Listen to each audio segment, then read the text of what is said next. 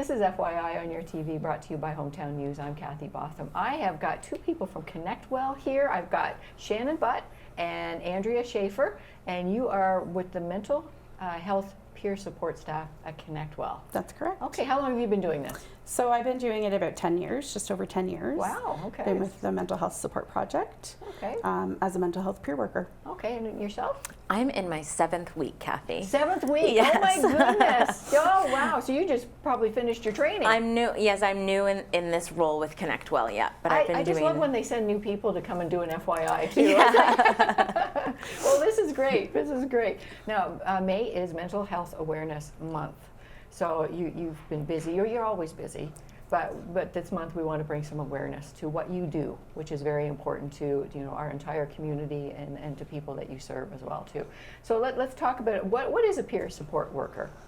So a mental health peer support worker is someone who has lived, or I like to say living experience with a mental health challenge, mental wellness, and have been able to kind of come through to a point of recovery where we can manage mostly. And then on top of that, we take some targeted training on how to be a peer worker, how to be with people, etc. We get a certificate, and then there's a little bit of a practicum, and we follow the guidelines set out by Peer Support Canada. And that's mostly what we learn in our training. And then from there, we do continued education, just with whatever happens to come up and would be relevant to what we do. It takes on a different element of supporting somebody and counseling somebody when you're living the experience as well. I believe it does. Personally, my opinion is even if we have a similar condition, we experience everything differently. However, I know what it's like to feel hopeless. And hopeless is hopeless, right? And I have experience with grief, right? So even though our situations are different and how we process our emotions are different, we're all human. And we all have that same condition. So it's really important that we're able to be empathetic without getting too personal and sharing too much of our own personal information, because it's not about us. No. It's about providing that space to be able to actively listen and to empathize and validate people's emotions. Absolutely, absolutely. So Shannon, you're brand new, so you must have had to do the training and everything too. What's a little bit of your background? I did, yeah. I did a training with a program called Robin Priest Live Your Truth. And so it was an on Zoom training. Like I joined a group for a couple of weeks for a few hours every day. And I found that it was really sort of all encompassing. You talk about what peer support is, how it looks for each people. There's a big focus on dignity. Yeah, it was a really all-encompassing training. All right, still fresh. Very, yes, yes. Now, what does your support look like? We talked earlier, you do a little bit of one-on-one, I shouldn't say a little bit, a lot of one-on-one, virtual groups, that sort of thing. Yeah. So how do you two work together? Like, I guess, is that you work together? So we do, yeah. So we have a group called Phone Pals, where you can join sort of like a conference call, and that goes out weekly, and we just do like a check-in with you over the phone. We do have a Zoom meditation group that's also weekly. Sometimes Andrea and I are sort of co-facilitating, and we will run groups that go through like an 8 to 10 week program that focus on things like values and how to change your inner dialogue and what your nervous system means, and how to navigate your nervous system and stuff like that. And then we also do one-on-ones, like you said. Yeah. Right. Do you find sometimes in group settings too, sometimes they almost lose you because they get talking and you know. I would say it depends on the group. Yeah. Okay. And so our role as facilitators is to guide that group. Right. And to make sure everyone there has an equal opportunity to share or to learn. And so we make comfort agreements at the beginning of our groups. Right. Where we all agree things like turn your cell phone off, don't interrupt, that kind of thing, to make sure that everybody's able to participate and get the most out of it in our groups.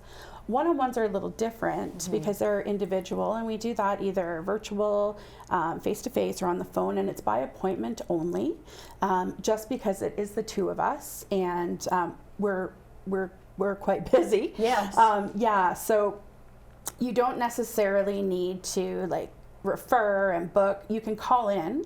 If we're not able to answer the call, we just say, please leave a message. We'll call you back as soon as we can. But for example, like I have standing one-on-one. So once a week, a peer will come in and we'll kind of pick up where we left off last week. We look at goals, what's happened, how did they handle situations, maybe. Everybody's different on what their needs are, but yeah, we do a lot of both group work and one-on-one. Okay, I can see a lot of connecting going on in groups sometimes, and Absolutely. it's a bonus when they, made a connection in the group with each other too. I think it's so important to hear each other's stories. Yes. And that's where I really like the group work, is you relate to other people based on what they're experiencing in their life. Right. Now, Oh, sorry, go ahead. No, when you meet with people, do they come to you? Do you go to them? How does that work? Mostly they come to us. Right, okay. Just because of the limited resources that we have. We don't really have time in our budget for traveling to go and meet people always in the community, etc. So either on the phone usually or in person, and the time can vary depending on what needs are for people. But no, we don't really go out a lot. We do do some workshops throughout different communities. So we've done what's called Stepping Stones to Wellness in Perth, Smiths Falls, Carleton Place, and Lanark. So we kind of take that on the road and do it throughout the community. Is there a time limit to the time you get to spend with somebody, or do people come back? Are you a recurring people come back to see you? Yeah, so I don't have too many recurring. Sometimes people just need to talk Right. for 20 minutes.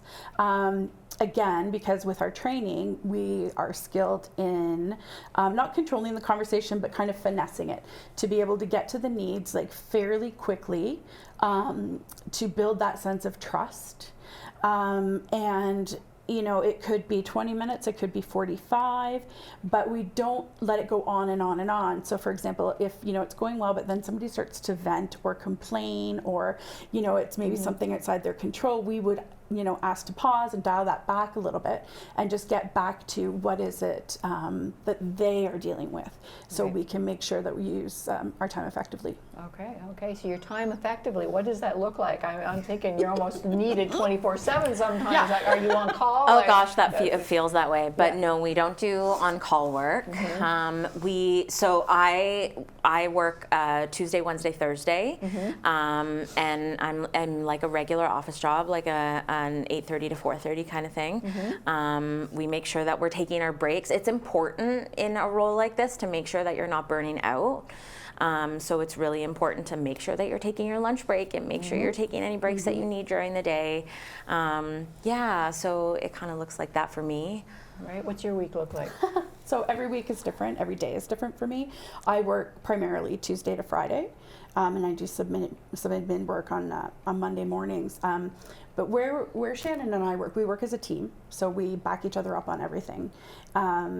But because of the lack of resources, we also do some building management. We do administrative tasks. We have to run our own promotions. We design, develop, and deliver programs. We organize the groups. It's up to us if we're going to change something in programming to plan that ahead and get it done. So there's a lot of stuff that goes into peer work that maybe isn't obvious from the outset. I know a lot of people, my feedback has been, oh wow, this would be a great job. You just get to listen and talk all day. You do, but before that happens, there's a lot of work that goes into it. So we're always busy doing something or putting out activity calendars or that kind of thing. Because I'm thinking when people are self-referring themselves, they have to know about you. So people, Yes. you have to let them know about, Right. if they're being referred, a doctor or a nurse practitioner sends them. But So- if people are self-referring, they have to know about you. That's So- right. And we do get clinicians and nurses calling or emailing us and saying, oh, I have a client who might like your services. So my typical response is, yay, that's great. Have them call me. In the past, if I've taken, name and number and called somebody, usually they had no idea who I was or why I was calling. Their clinician or their doctor thought it was a great idea. Right. Maybe they didn't quite understand what they were talking about. So I always go over kind of what we can offer and then say, tell them to either email us or call us, and we'll have a conversation and go over kind of what we do and what we don't do. And if it's a fit, we'll just go from there. All right. I have a question I want to ask both of you too, and Shannon, you started to touch on it. As peer support workers in mental health, you're taking care of other people.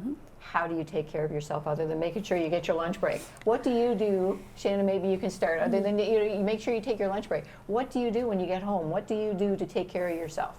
I'm a big dog lover, so I've got my dog, and we go for a lot of walks. And So many people say that. Yeah, their dogs. yes. yeah. My dog is my bestie right now, and I have a lot of bubble baths, and I make sure that I'm taking care of my home life as well. Like I make sure in the evenings that I'm set up for my next day, and I make sure that I'm opening my mail when I get it. Like to me, opening my mail is self-care, because otherwise it piles up and I get really stressed out, and then I don't open it at all. So it's just like little tasks like that, making sure that I'm communicating with my friend group and still seeing my friends. And even on the days that I'm maybe feeling too tired, I might force myself to still go out for dinner with the girls. Right. So yeah, it's important to take care of yourself behind the scenes. I totally agree. What about yourself?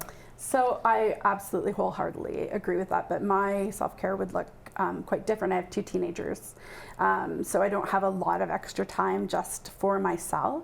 So in terms of like peer work, what I do is I leave it all at work. So I've developed over the years very strong boundaries on what personally affects me and what I can just kind of absorb, process, and leave at work. And that's helped me enormously, because once I'm out the door, I'm mom. Right? Once I'm in the door, That's right. I'm Andrea, right? So, of course, at times you do hear things that are quite upsetting, but as opposed to years ago, when people would tell me something tragic or something was happening with them, I felt like I took it on myself. Right. I no longer do that. I've developed what I call Teflon skin. And although I'm able to validate and hear people, I don't absorb that pain or that frustration. I just support somebody with it and walk with them instead of taking on the problems myself. Absolutely. You have to do that. Absolutely. Absolutely. Absolutely. How do people get a hold of you if they want more information, or if they want to self-refer themselves to you? They can call in to our office. We have a general email that they can do, or you can call the Community Health Center in Lanark, and they'll send you to us. Excellent, excellent. Well, thank you very much for coming here today, and making people more aware of mental health. All throughout the year. May in particular is Mental Health Awareness Month, but we need to pay attention to this all year round. So thank you for what you do, and thanks for getting started at what you do out here in our area. And your catchment area is Smith Falls? We don't really have a catchment area. No, okay. It's not limited by geographics. Okay. I've had people call from Toronto. I've had people call from out west that just maybe they got the wrong number, but we still are able to support them. Right. Most of our clients would be like Smith Falls, Perth, some in Carleton Place area, but we don't have a geographical restriction. I guess with technology, if they look up your phone number and need some help. We're there. Yeah, absolutely. Well, I appreciate it. Thank you very much.